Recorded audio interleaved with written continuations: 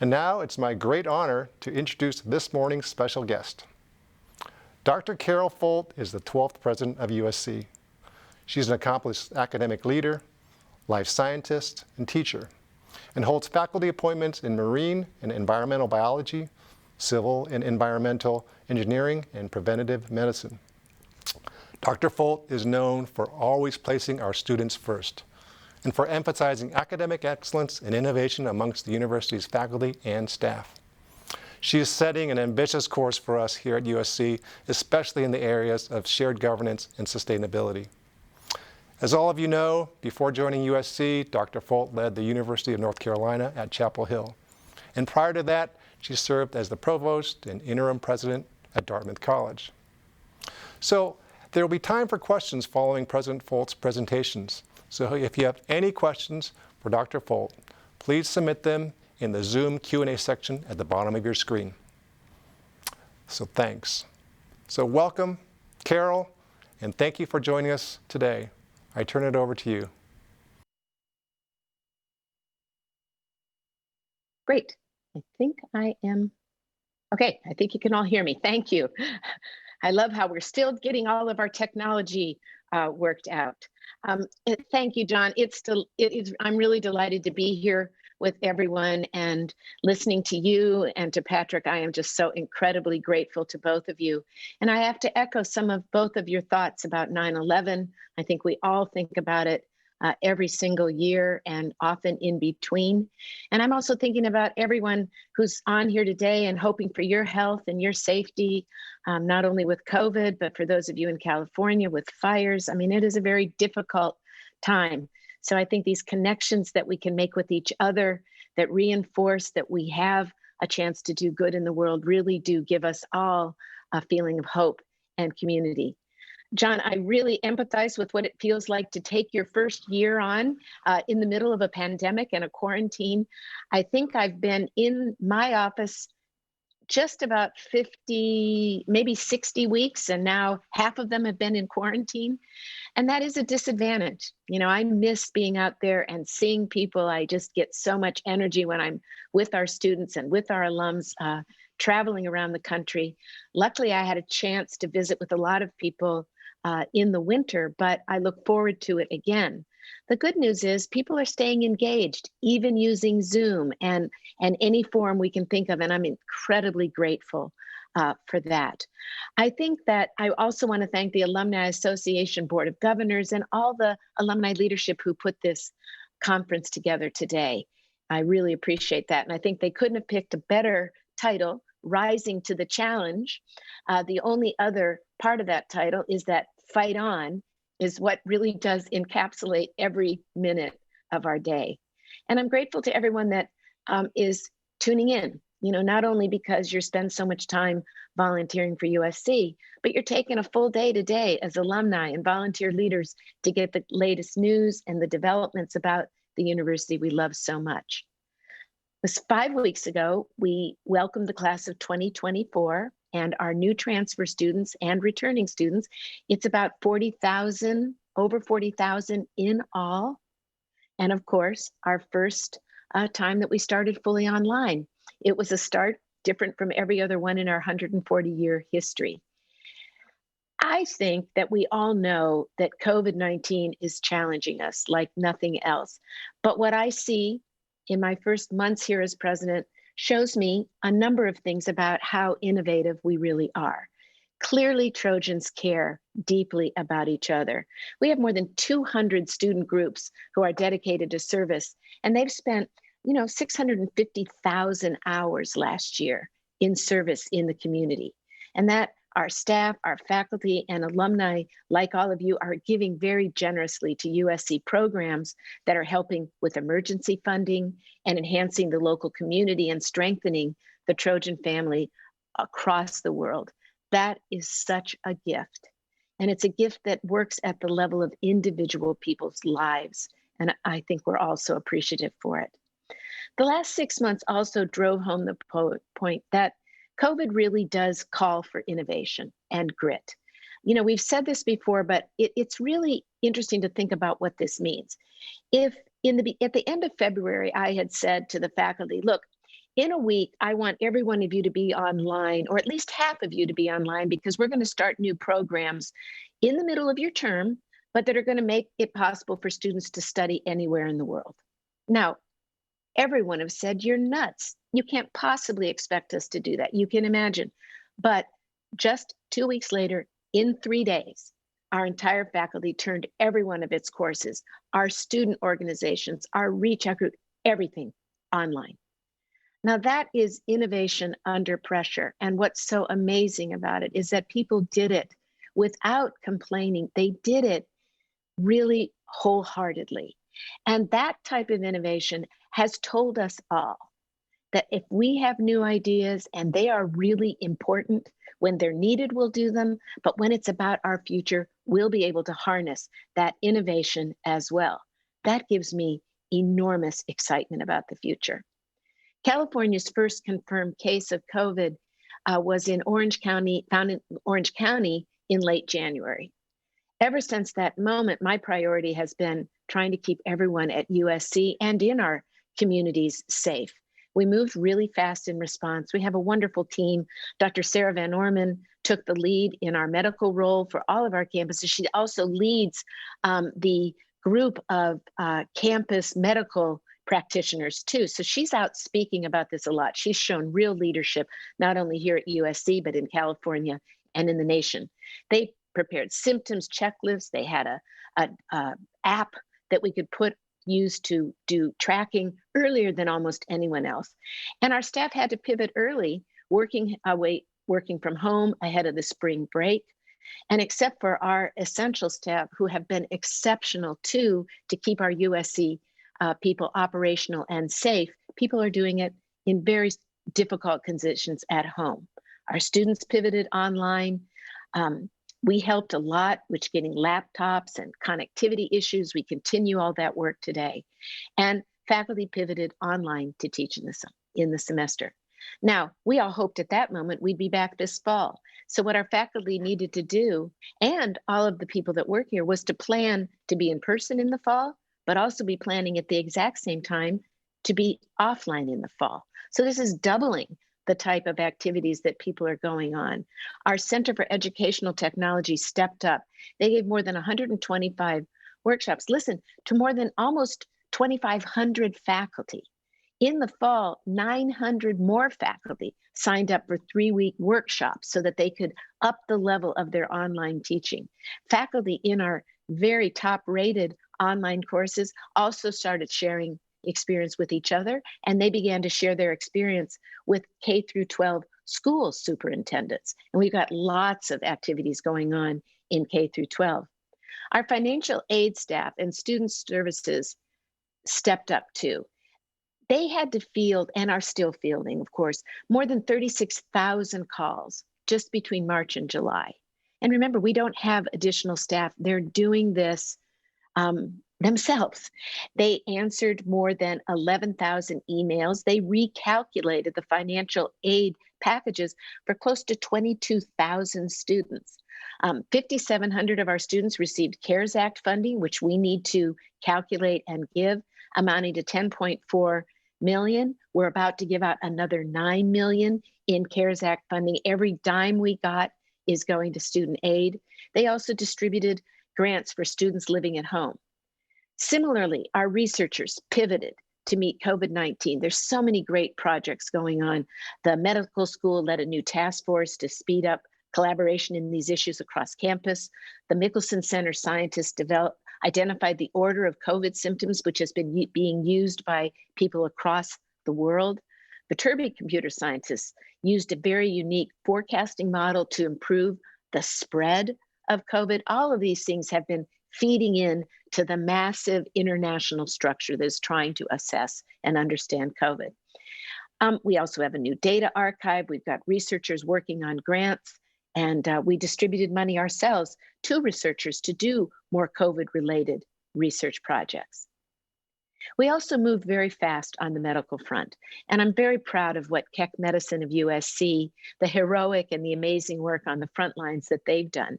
They're participating in a phase 3 clinical trial for COVID vaccine with 2 locations at the Keck Hospital and in Vernon, south of downtown, which has very high infection rates. We are doing COVID testing at HSC, at Engelman, at Verdugo.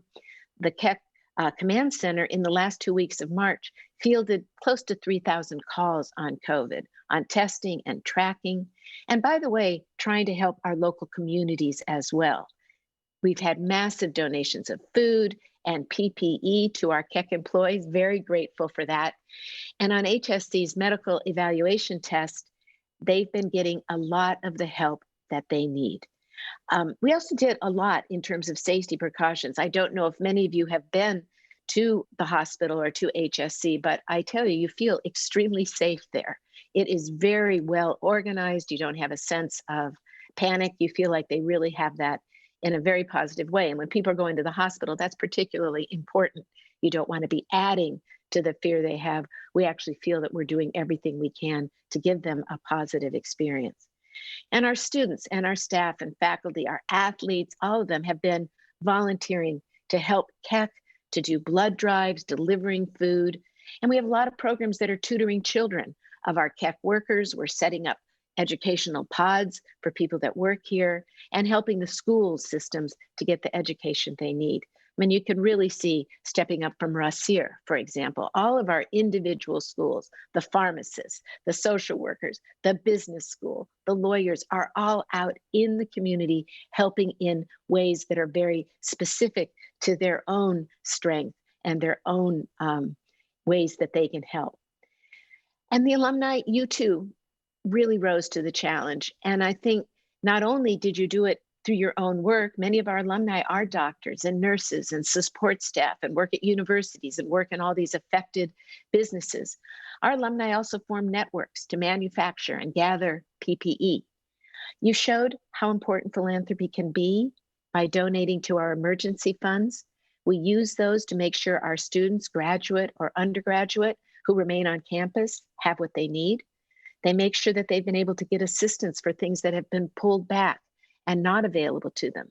We've used some funds that we have to help our Daca students who are not eligible for care funding to make sure that they too can help have their needs met.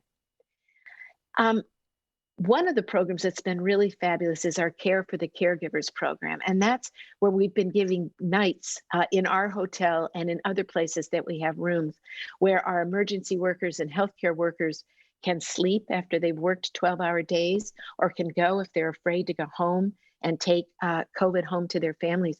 So far, 10,000 hotel nights have been donated at the USC hotel as part of the Care for the Caregiver program.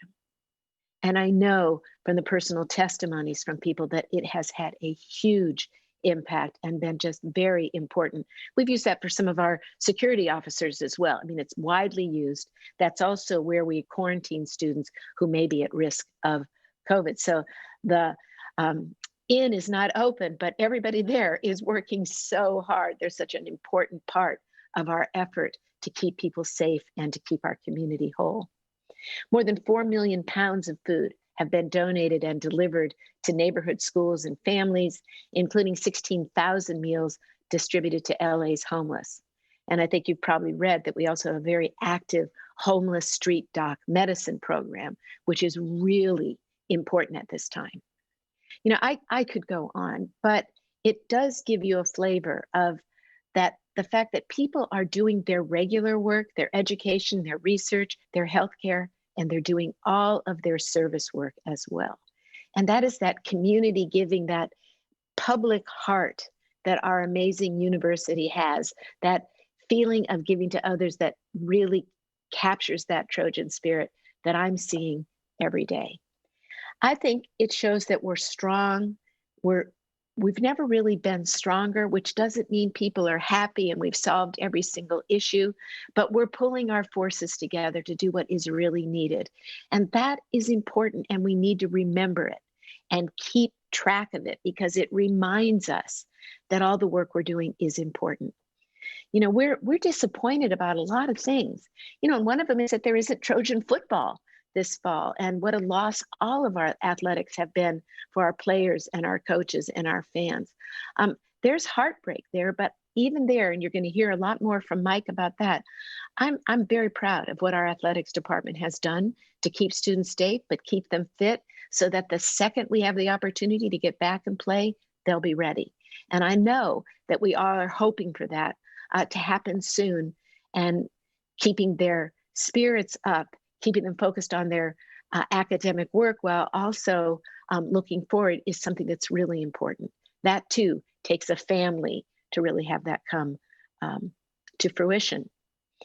On a high note, we welcomed Reggie Bush back home where he belongs. And by the way, he is already right in the thick of it, helping Mike, wanting to be a real active help to a lot of our students. And I think that has been wonderful. And I know when we're back in person, people will want to be able to see him again.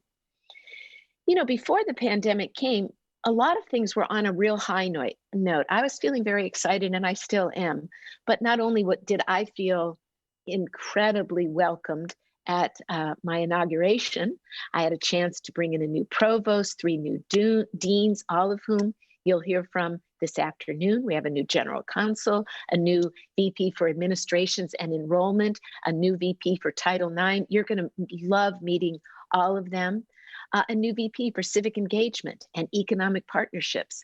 They're terrific, caring people, and boy, did they hit the ground running.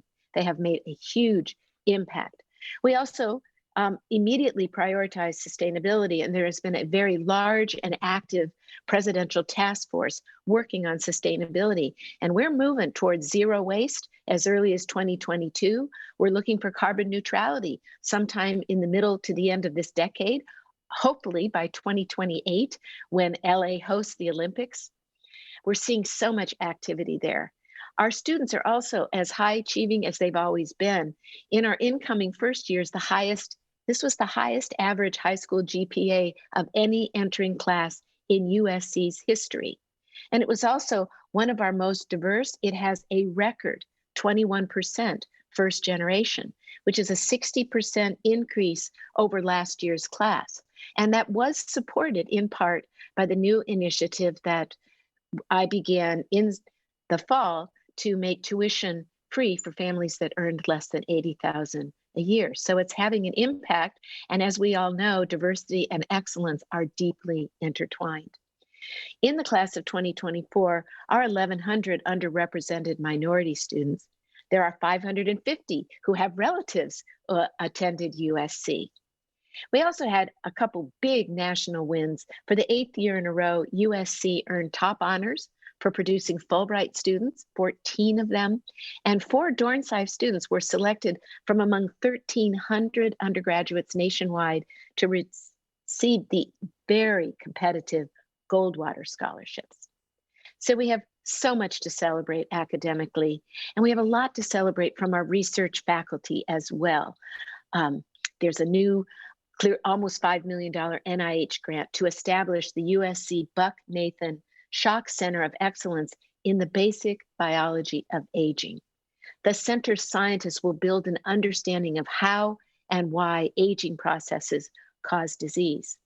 And Andy McMahon of KSOM and Dornsife, newly elected to the National Academy of Sciences. And I've talked to him about his work during the quarantine, and his scientists have not missed a beat. And in fact, they've directed a whole new part of their work towards data analytics and online uses of stem cell research in ways that are extremely innovative and exciting. So they take what comes to them and they turn it to something excellent for the future. Now, when I think about this year, it is an amazing year ahead for us. It started in a strange way. It's going to continue in ways that are yet unknown. And if we ever wanted to have an example of the new normal, it is that you need to be nimble, you need to be flexible, and you need to be able to deal with uncertainty. Universities talk about it a lot. Well, we're being pushed to make sure we're able to do it. I think we're doing a great job so far, and I know that it will continue to get better. It's forcing us to have new ways of working across difference, new ways to collaborate. I'm in the middle of what we're calling USC's futures process with the provost and the deans, where we're looking ahead. And we all feel that our thoughts about the future have accelerated by probably 5 years. Things that we thought in the fall might take 5 years to achieve, we've already achieved them, or we expect we're going to be moving there in the next year or two. So working at warp speed has become our reality, but it still needs to be thoughtful. It needs to be well constructed. So our operational situations we have to get better and better at helping people work at warp speed. We clearly have been affected by the pandemic and the financial difficulties that has brought to us, but I think we've got a great team there too, and I do really believe we're doing everything we are doing so that when we emerge from this crisis, we'll be able to move forward very quickly and bolster our financial security to keep ourselves going forward. Probably the most important thing that's happening right now is the change in the country's attitude, or an invigoration of the country's attitude about the need for social justice, about opening doors, meeting our responsibility and our own dreams to be affordable, accessible, to be open and welcome people from all backgrounds. We want to fight systemic racism. We want to support our students, support BLM, support our Jewish students, support our Palestinian students. We want to find ways to make every student feel welcomed here. And that is extremely critical at this moment. I think that we have a huge opening. What has been going on, even though it's chaotic, no one likes to see violence, we get worried about it. But the point is that people are aware that change is needed, and now it's up to us to do it well and be part of that conversation that brings things forward, that builds a better future for everyone. And we got to do it faster than ever. So my days are pretty full. In fact, I have to work very hard myself, but also for all the people who work for me and with me to make sure they do get some time off, because it's very easy to wake up on a Zoom conference and go to bed answering emails and never even leave your desk. And we have to make sure that people stay healthy, because that keeps them able to look forward and handle these issues with the kind of joyful determination that has always identified the Trojan family. And through all this, our alumni have been there. And I've had many, many letters from people that have been very specific, thanking and mentioning people that they've worked with, that they've thought should really be recognized for the good work that they have been doing. And I appreciate that too. You're all facing these challenges yourself, and you're turning them into opportunities to give back and to be creative. So before I go to questions, I want to share a cool fact. One of our Roski alums, artist Rochelle Gribble, designed a Kovid-inspired time capsule that is set to go to the moon by 2022. It includes her colorful artwork, and I think it's going to help future generations understand better this historic moment we're living in, because I think we all know that the arts are probably the best at any medium at helping us really deal with things like major social change. So I'm really excited that she was asked and has done that. The truth is, every alum with us today is in a position to help USC keep moving forward. Through your sacrifices to help others, including our neighbors, through your commitment to finding solutions. We also want you to ask us questions. We live in a social media world, and you all know this, but social media rarely gets it right. It doesn't deal with complexity. It deals with rapidity. It is a difficult medium to talk about issues that are complicated, like the ones we face, even complicated to deal with things like, why would we raise tuition in the middle of a pandemic? So we want all of you to ask us questions. You help us understand what is of concern to people. And I think we can frequently give you answers. And when you get them, they help people understand what is truly going on here, as opposed to understanding what is abstracted in a series of media posts, many of them anonymous and not even being put out there by members of the Trojan family.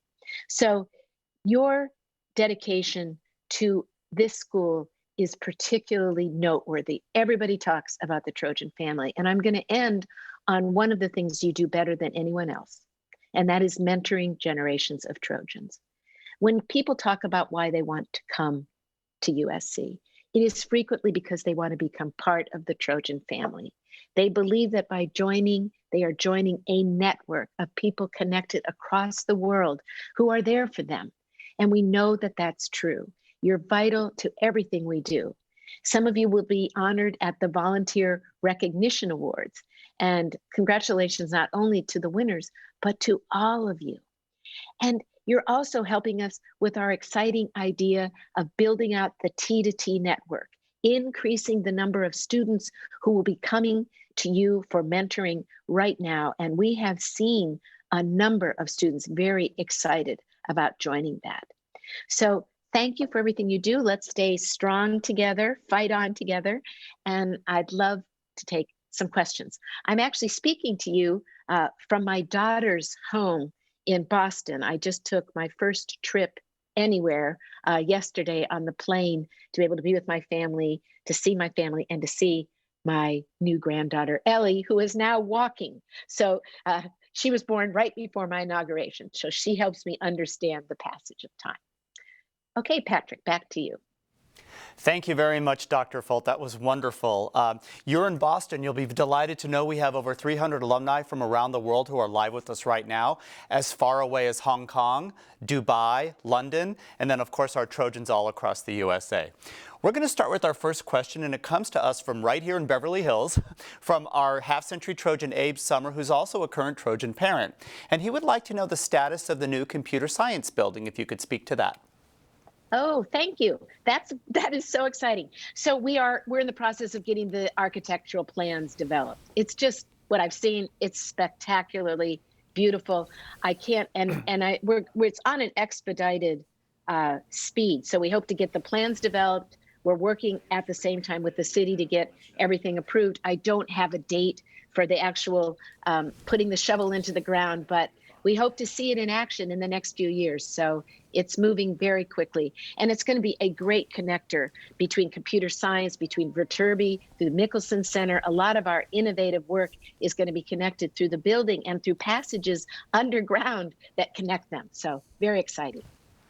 Excellent. Our next question comes to us from Suzanne Roberts, and she asks, it seems like the medical school was on a forward path, but now we have a disruption of leadership. What is your vision for the medical school over the next 5 years? Thank you. I am so grateful to Dean Mosquedo. She was wonderful in the way she came in. She brought that medical school, people to be proud of it, be excited about it. And she has really been a leader in a number of programs like the homeless medicine and a number of our social justice programs through the medical school. And in fact, there's a whole new student track in the medical school there. She's also one of the greatest researchers in elder care and elder health.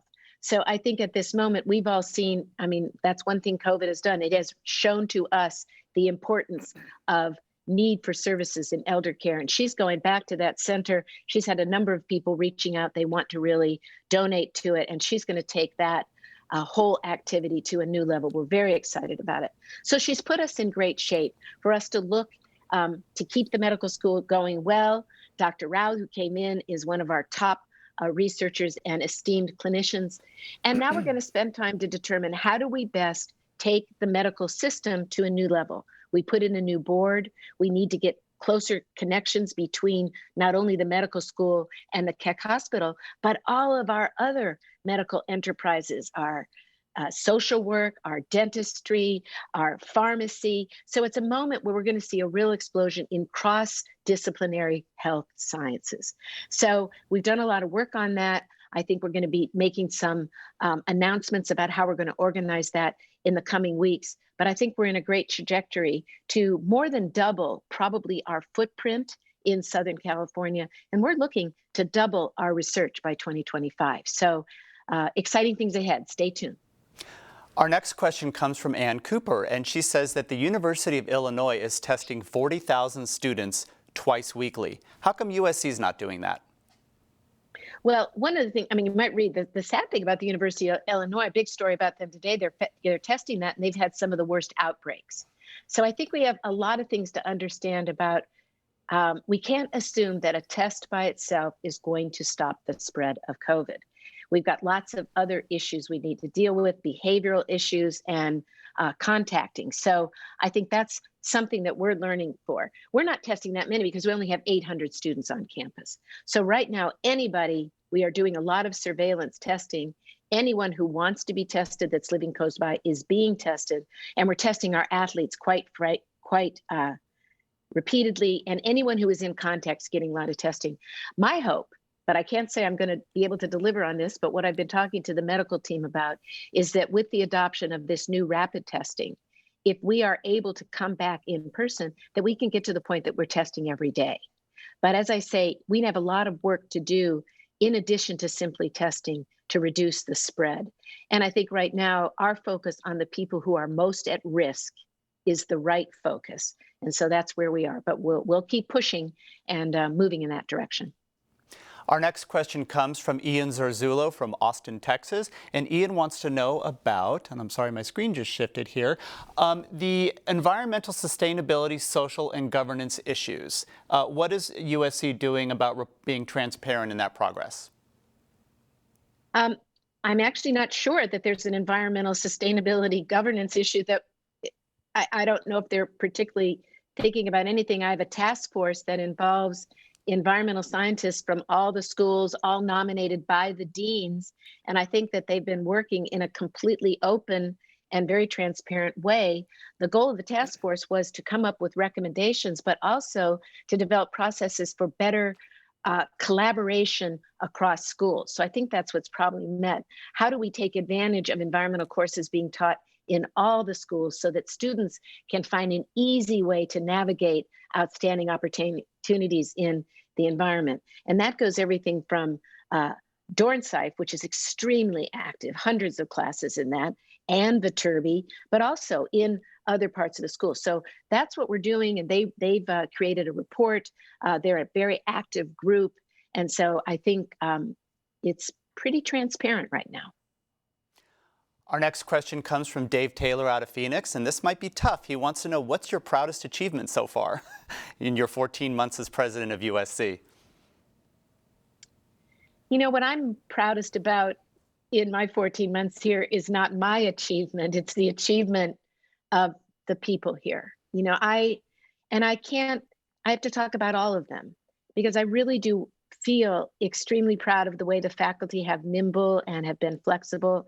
I can't say enough about what I think for the students.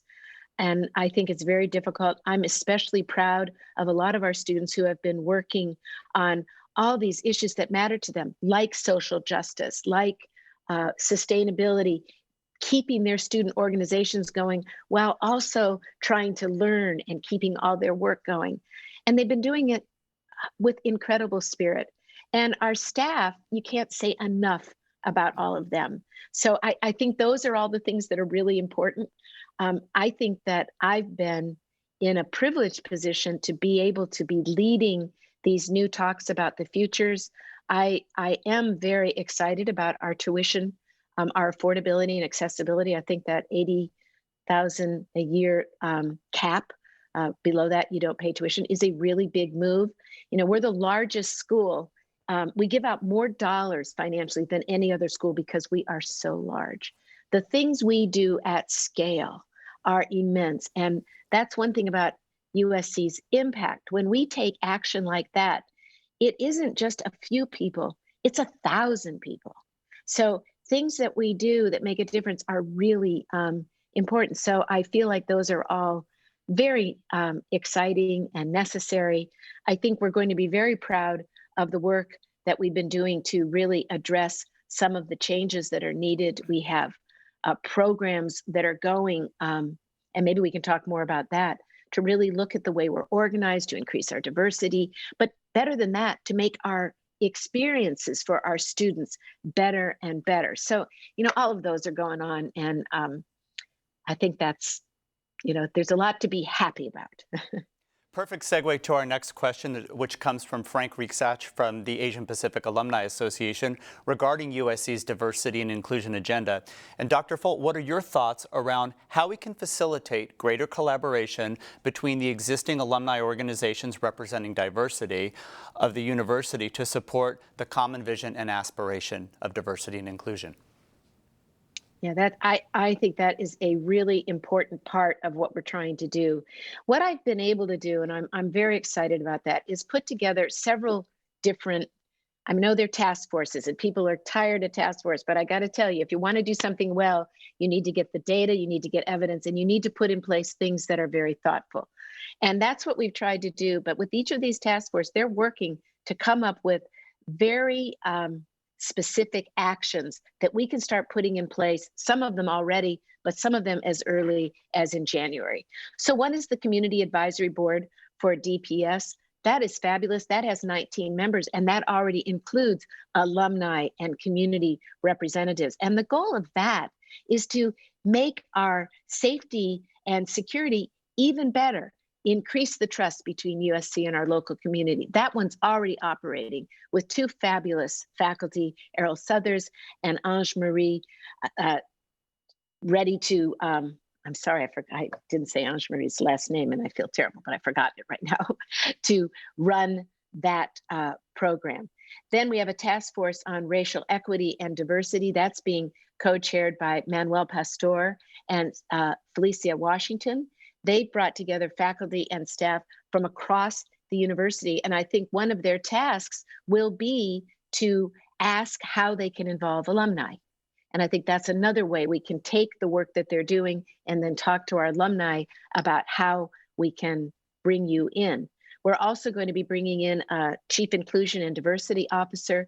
That officer does have one of their goals to work with the various alumni groups to advance some of this work.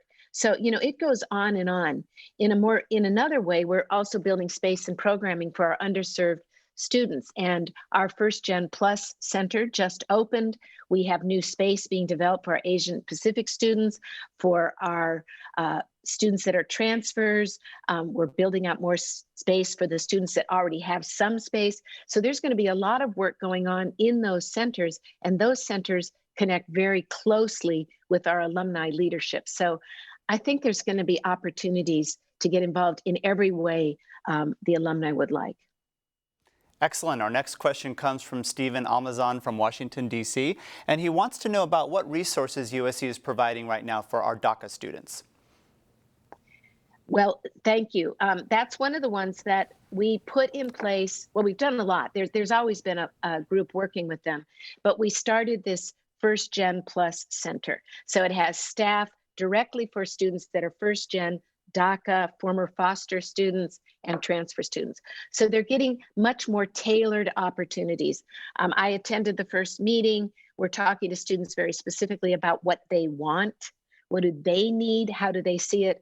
But we give them all sorts of advice. And as I think I mentioned earlier, CARES Act does not cover Daca students. So we've been identifying financial aid for our Daca students in need independently from CARES. So we're giving financial need, advising need, and in this newly built out center, offering opportunities for students to meet and talk with each other.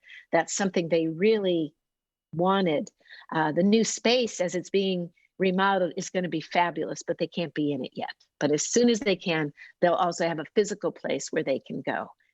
That I think is going to make a difference. And I mention this in part because my first meetings with our First Gen and Daca students, what were the meetings that really helped the new VP for Student Affairs, Winston Crisp, and me understand the need for that space and this center. So it was in part in response to their request that I made that a first priority for me, did some fundraising for it, and we've been able to get it going even in the midst of the pandemic. Our next question comes from Annika Fish, and she wants to know, for the class of 2020, what is USC doing to support them? Many of them have not found jobs yet. Well, we have a lot of work that's been going on in the Career Center, and I think others can give you a better example of that, but I know that has been a big part of what we've been thinking about. And it's not just the Career Center, but the different schools have gone into hyper action to try to collect alumni, get a lot of connection and networking going. I think that is difficult. It is really hard.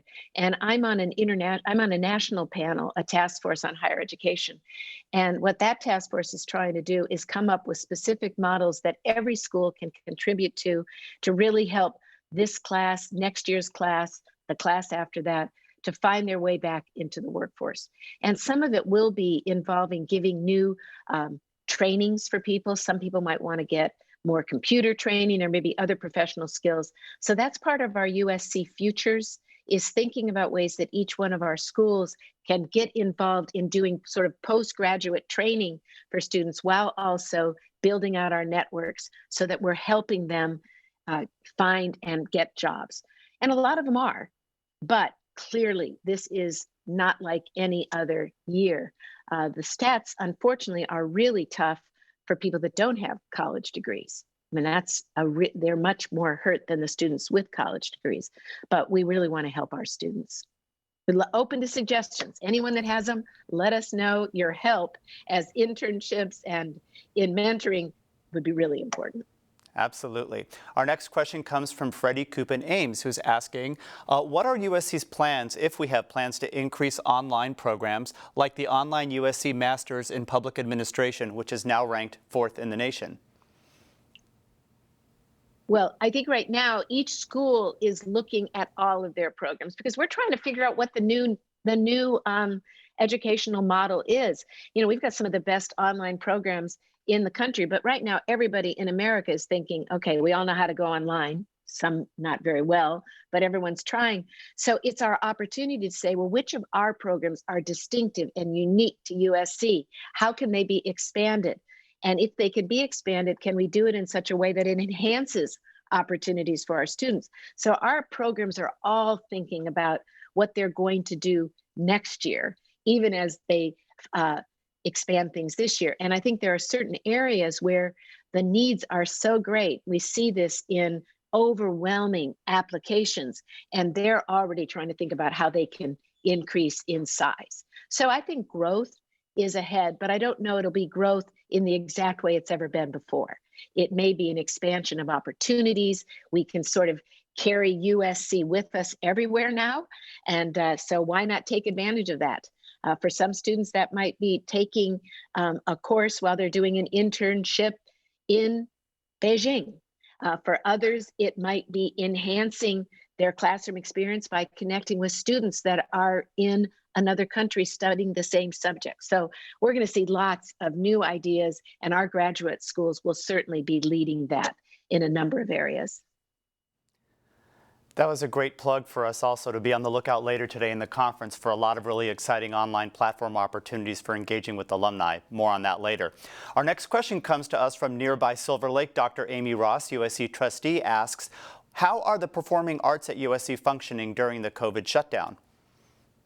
You know, the performing arts have probably been one of the greatest eye-openers for how important innovation can be and how innovative the arts are. So even in the spring, I was just so impressed with the way the students in the dance school, the students in the music school, the students in cinematic art were able to continue performing while also being at home. And by now, I think you've probably seen some pretty amazing performances, but our students are doing that. And so they're composing, they're doing all sorts of art, and that is continuing in a new medium. And for some of them, it's going to be the way they do their future. There's going to be a lot more online work.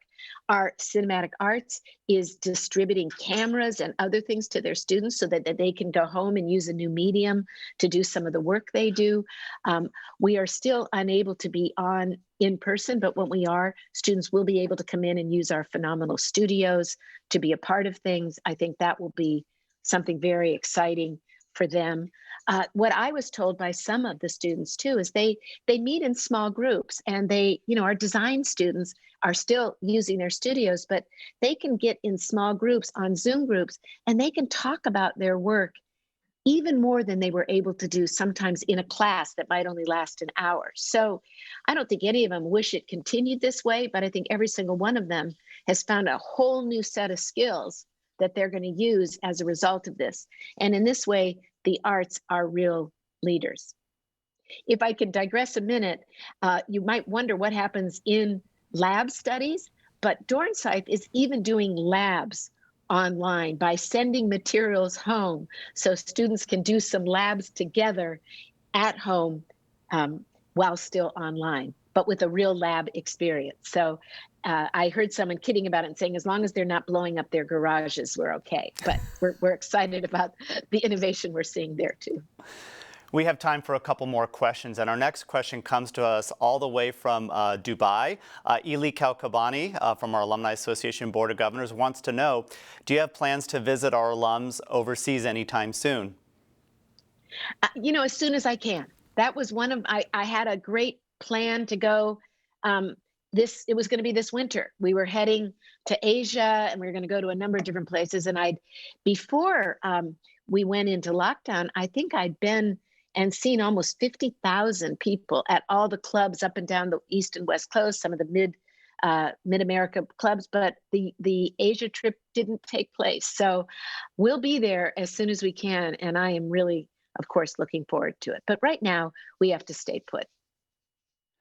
Our next question comes to us from one of our Volunteer Recognition Award winners a little later on today. It's Shad Ayub from the Marshall School of Business, LA chapter. And he asks, with all the social media going on, and you referenced that earlier, why doesn't USC go on the offense? It seems like we're always on defense when it comes to social media. So if you could comment on that. Well, I think there's a couple of things about social media. Social media acts within 2 seconds. You know, we're a university and we don't, you know, I don't have the staff to watch everybody's social media. We try, we monitor it, and where we get it, we try to go on the offense.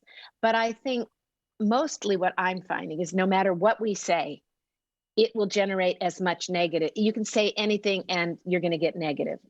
At least half the people won't like it. And so you also do generate, sometimes when you go on and you prolong the story, you prolong it because we get a lot of, you get a lot of bumps. What I find most difficult, and I like to tell this about this to the alumni, is that a lot of what I get is people wanting to know about retribution. They'll read a story, it won't be complete, and the main thing they go to these days is who's getting in trouble and what are you doing for it? And so I really like people to understand that that's, first of all, students and staff, people's rights are protected. We never talk about what we do in terms of disciplinary action. That doesn't mean we don't try to really get to the heart of every single issue that we hear and try to deal with it in the right way. We're also an educational institution. We're not looking always for trying to find, we're trying to educate our students. One of the most important things in these social media whirlwinds is trying to get to students and understand, how do we build good discourse? How do we create an environment where people can disagree, but it doesn't have to play out in short fights online? You know, this is all happening right now. So I think we're trying to be proactive where we can. We're trying particularly to deal with the health and safety of the students and the faculty and staff who are involved. And when we see a possibility to set the record straight, frequently we do it by calling every news media outlet and correcting things, and trying to do it that way. But I've been thinking a lot about that. Our communication team is, and I've been actually talking to people at a lot of the major newspapers. I think there isn't a school in America that feels like they're on top of this social media outpouring. And I think we're all trying to get a better handle on that. So here too, I say to alums who have a lot of experience, many of you, if you have good ideas, please share them with us. This is something that matters a lot, and yet it could consume every minute of your time. And that wouldn't be a good way to run the university. Okay, so we have time for one more question, and we're going to ask about, this is actually coming from another international location. This is coming from Simon Radford, our friend in London, and he asks about the mental toll that COVID-19 is taking and how we're supporting our current students through COVID-19, not through the physical testing, but the emotional and mental challenges that it's throwing our way. Yeah, this is probably the single biggest part of the pandemic that doesn't get discussed, but that we all know is really important. And the mental health of the staff, the mental health of the faculty, the mental health of our students is really important to us. Now, we have gone to telemedicine in many ways. And I just asked a couple days ago, I was asking for the stats. And I see that just once we went online, once we went back to school, the number of consultations with our mental health professionals doubled in a single week. So we're fielding something like 600 calls and appointments a week. No one is being turned down for any of that, but that is telemedicine. Students that are close by can come for health, but if you're outside California, we are restricted legally from doing health across the border. So that is difficult. It's one of the reasons that we eliminated those fees for students, because we couldn't service students that are not able to access telemedicine by not living in California. So we're doing it a lot. There's a lot of other ways that we try to support it. There's so many out of classroom experiences that the schools are putting on, opportunities for chat rooms for people to talk, trying to touch every single way that we can with students and faculty and staff, but it's hard. And, you layer on that the need for daycare for many of our students. I could go on, but we're trying to put in a lot of new daycare assistance. And I think this is not we're not trying to drive this by the expense, but I think when you ask these questions, you start understanding why, when you're trying to run the university during the time of COVID, just the cost of trying to accelerate everything you're doing is partly why, we see a deficit right now of $200 to $400 million. We'll be able to make that up, but that's the kind of money that is the lost revenue, but the increased investment that is in the tens of millions, many more than that, for financial aid, for healthcare, for helping students and faculty meet some of the other needs of COVID. So we need to be very attentive to that, and we need to do everything we can to get back to our regular world as soon as we can, because I think that will be a great help to everybody. Thank you very much, Dr. Folt. We had several more questions come in, and we will be sure to answer those directly with all who inquired. We want to thank you, and I'd like to now toss it to John Eno to send his thanks as well.